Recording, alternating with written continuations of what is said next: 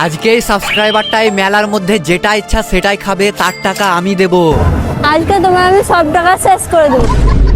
প্রথমেই সে আমাকে নিয়ে চলে এলো তাদের ফেভারিট ফুচকার স্টলে। তারপর ফুচকা খাওয়া শুরু করতেই জীবনে প্রথমবার জানতে পারলাম একে ফুচকা খেতে ভালোই লাগে না। তাই এটা বাদ দিয়ে সে আমাকে নিয়ে চলে এলো একটা পাপড়ি চাটের দোকানে। তারপর এখান থেকে 50 টাকার এক প্লেট পাপড়ি চাট নিয়ে তার হাতে দিতেই খাওয়া শুরু করলো। বলছি পাপড়ি চাটটা খেতে কেমন লাগলো? অনেক ঝাল।